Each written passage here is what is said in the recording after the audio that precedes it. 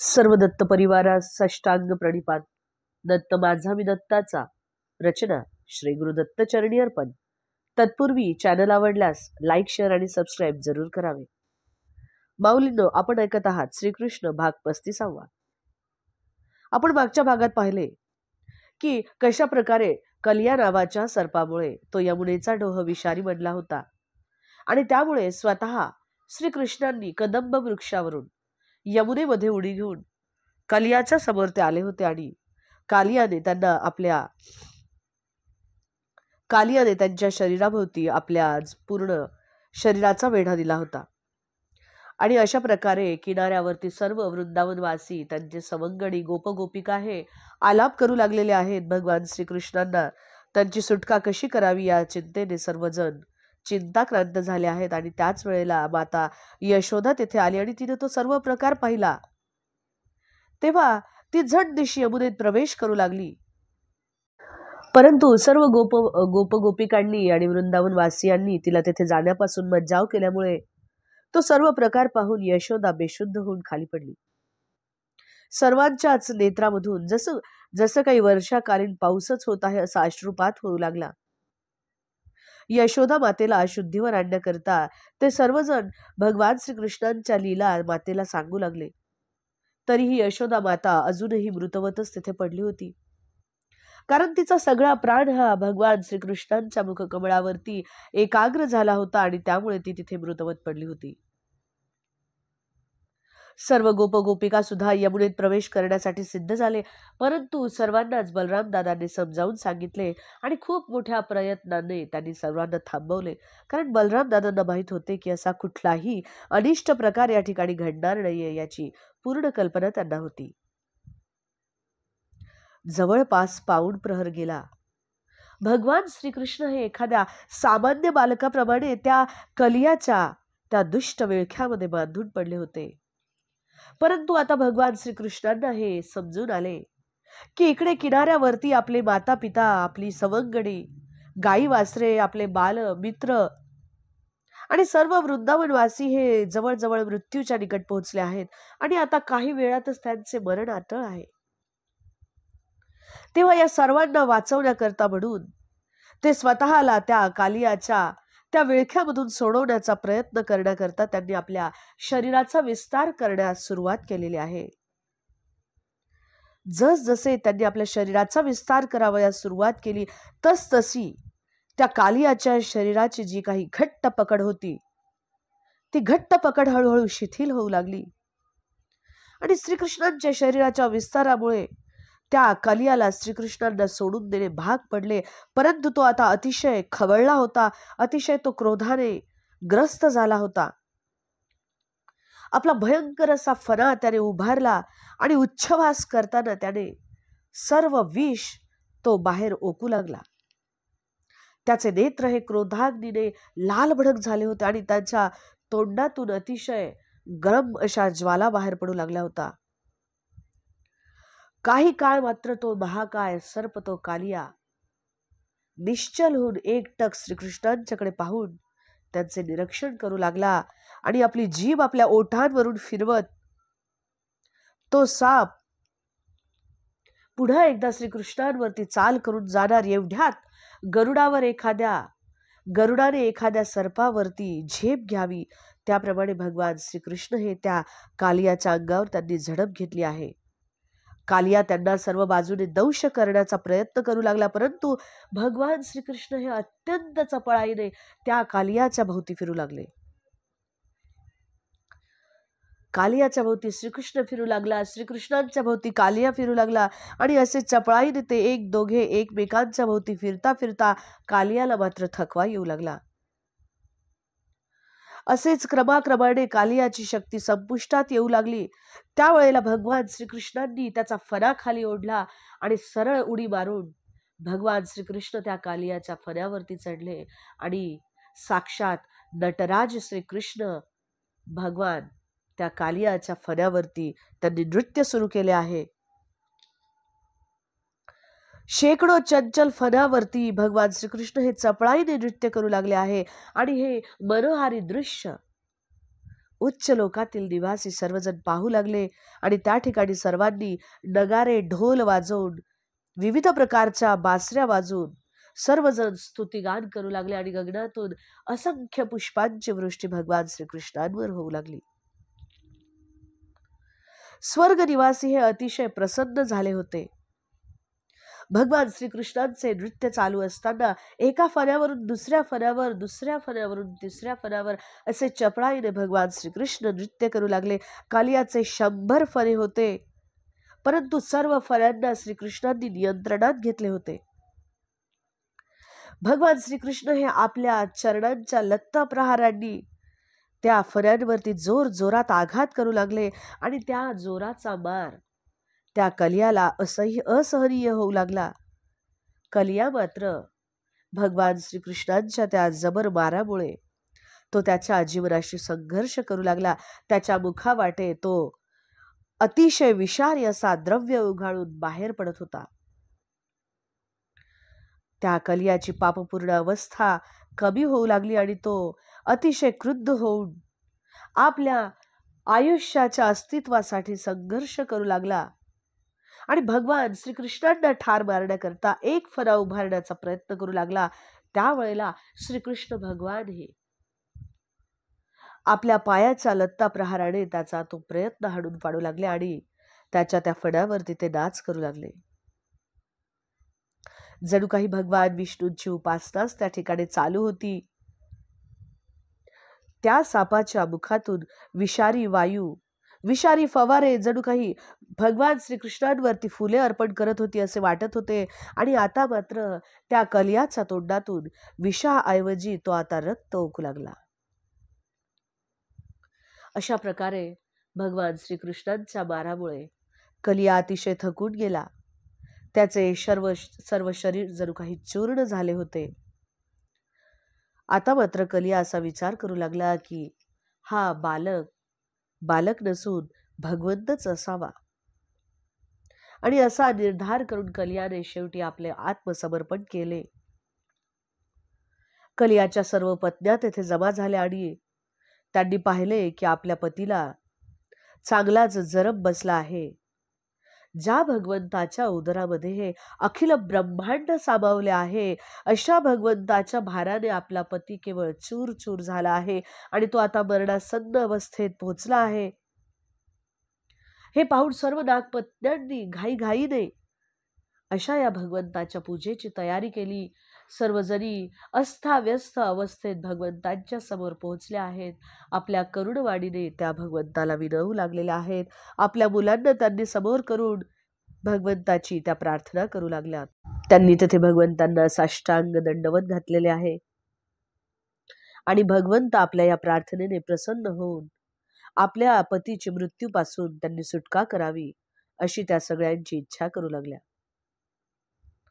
त्यामुळे त्या सर्वजण भगवान श्रीकृष्णांची करुणा भागत त्या भगवान श्रीकृष्णांना म्हणाल्या, हे प्रभो, तुम्ही तर सर्वांच्या करता सारखे आहात ना?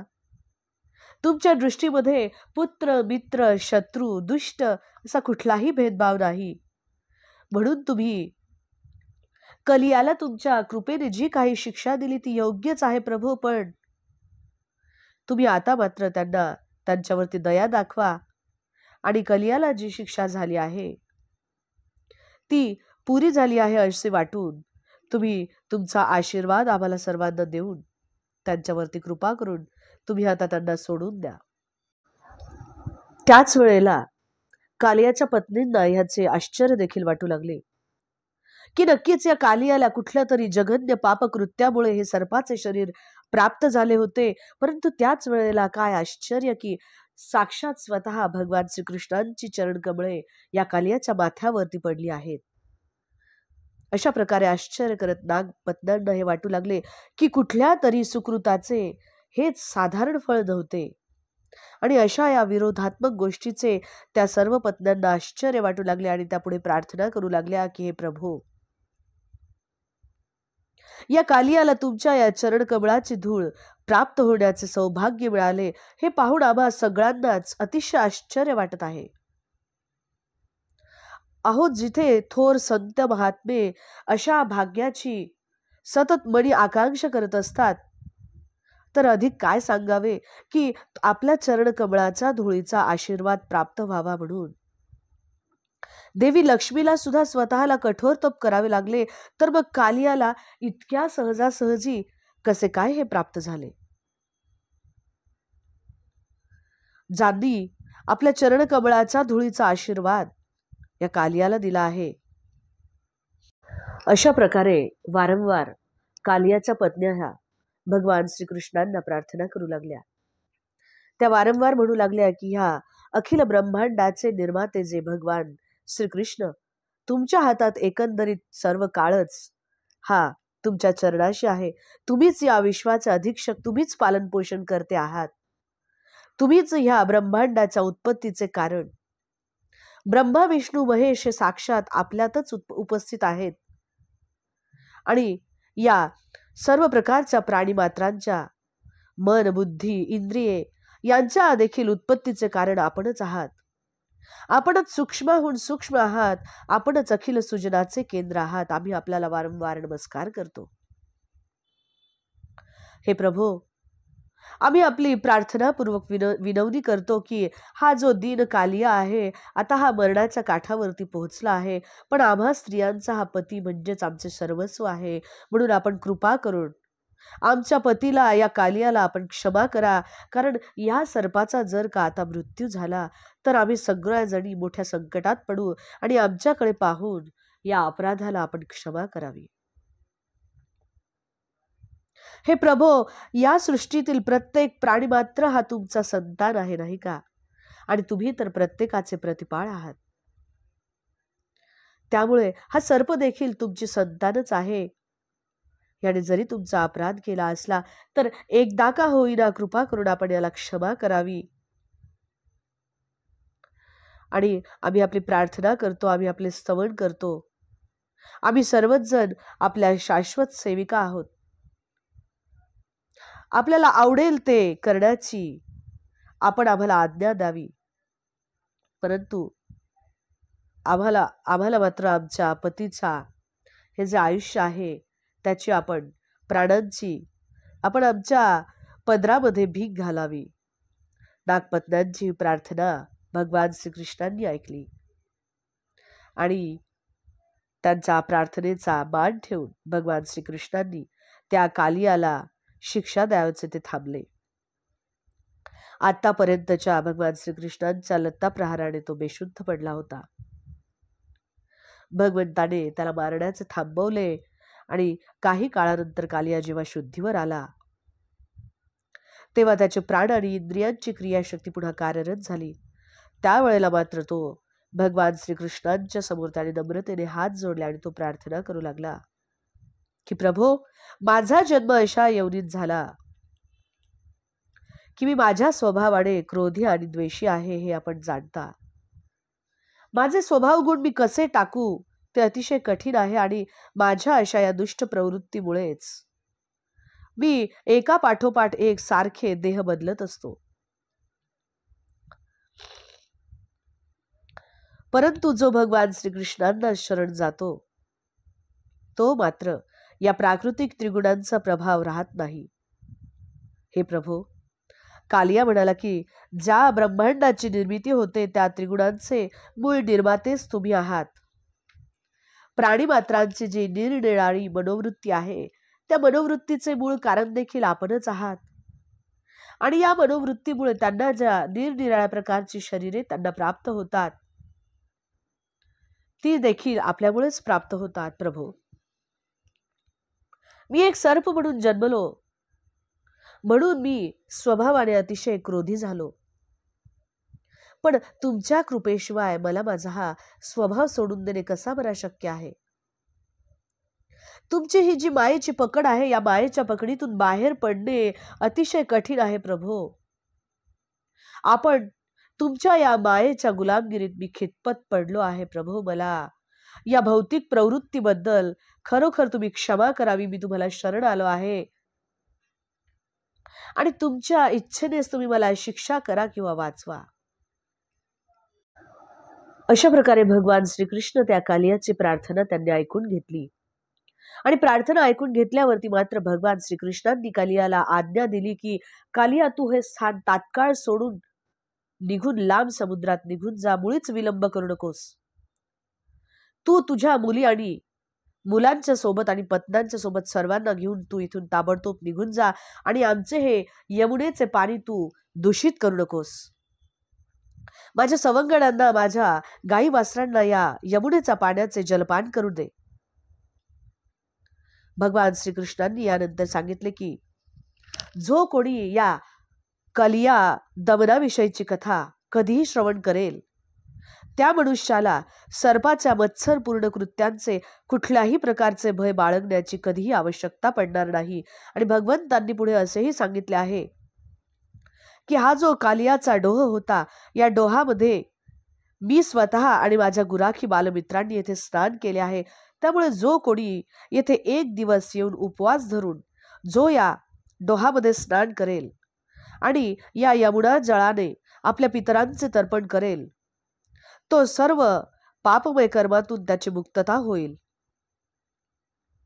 भगवान श्रीकृष्ण नंतर कलियाला आश्वस्त करत म्हणाले की मला माहिती आहे की तू एका गरुडाच्या भयाने येथे आलास.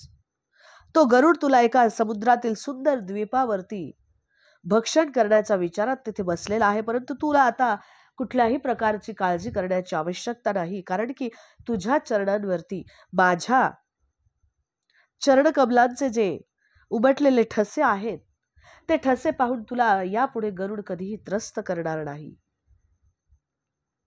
अशा प्रकारे भगवान त्या कालियावरती आणि त्याच्या पत्न्यांवरती प्रसन्न झाले. भगवंतांची ही आज्ञा ऐकून कालिया अतिशय प्रसन्न मनाने कालिया आणि त्यांच्या पत्न्यांनी मिळून भगवान श्रीकृष्णांची सुंदर फुलांनी, हिऱ्यांनी, चंदनांनी, कमळांनी, सुंदर वस्त्रांनी कृष्णांची अतिशय मनोहारी पूजा केली. अतिशय सुंदर असे उपहार भगवान श्रीकृष्णांना त्यांनी अर्पण केले. आणि ज्या गरुडाची त्यांना आता भीती वाटत होती, त्या गरुडाच्या स्वामींचीच आपण जेथे पूजा केलेली आहे. त्यानंतर सर्व नागपत्न्या प्रसन्न झाल्या आणि अशा प्रकारे भगवान श्रीकृष्णांच्या आज्ञेचे पालन करून कालिया आणि त्याच्या पत्नी सर्वजण त्या यमुनेचा डोह सोडून लांब समुद्रात निघून गेले. अवधूत चिंतन श्री गुरुदेव दत्त.